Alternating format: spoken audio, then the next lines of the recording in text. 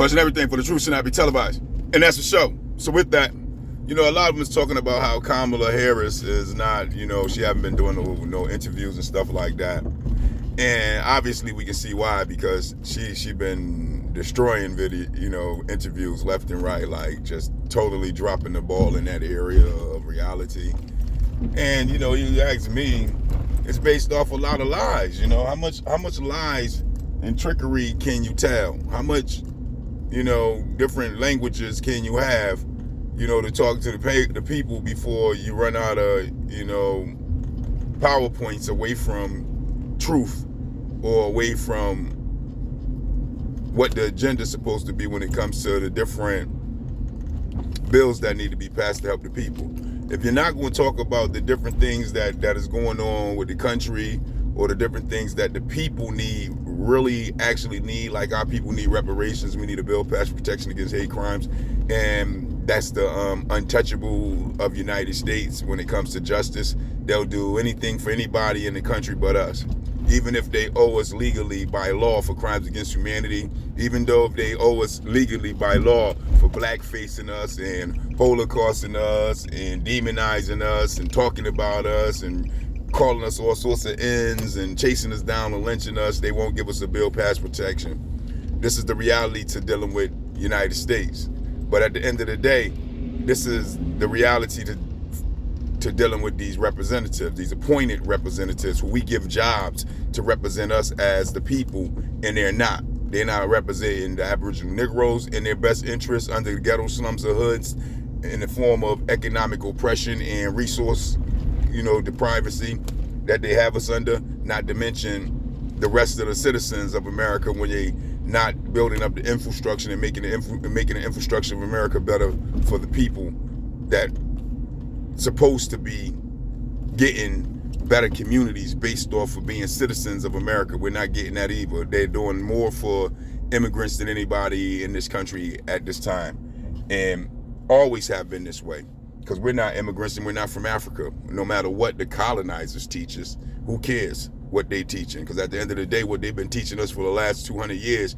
keep us in ghetto slums and hoods. So I don't even think their teaching is working, because at the end of the day, how can you go to school, graduate, and still not get ahead? That's called white supremacy. Being under the thumb of masses system keeps you from moving ahead. That's just what it is. And because they got a whole lot of bootlicking, chucking and jiving, cooning Aboriginal Negroes that's willing to help push the agenda and keep us in the position we're in, thus we haven't moved economically in 150 years, from what the documents say and from what the researchers that research in that area says. So no, when it comes to Kamala Harris and her debauchery of interviews, that's on her, because at the end of the day, she should have been truthful. We got these cell phones, we got cameras everywhere, video recording.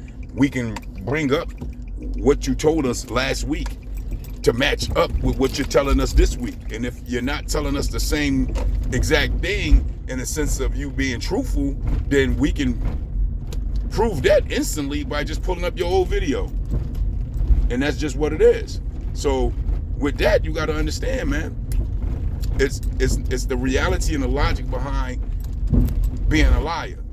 They feel like they can lie to you so much, in the great late words of George Bush, you tell a lie long enough, eventually that lie become the truth. But see, in this time frame, you tell a lie long enough, eventually we can pull that video up and find that your ass been lying.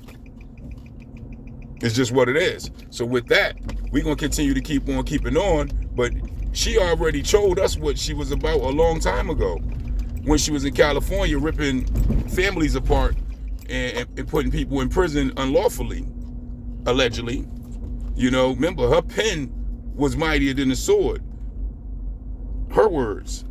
And she was using that pen diligently against who she's trying to claim she's a part of the nation of, which is the Aboriginal Negroes of America. Go figure. We really want a person like that who claims they're part of our nation, that's willing to destroy our nation as much as they can possibly can by waving the pen? I think not. But hey, this is where we at. And y'all seen some of her interviews. They suck. And that's why I did that last one. Because at the end of the day, It is what it is. And with that, I just don't get it.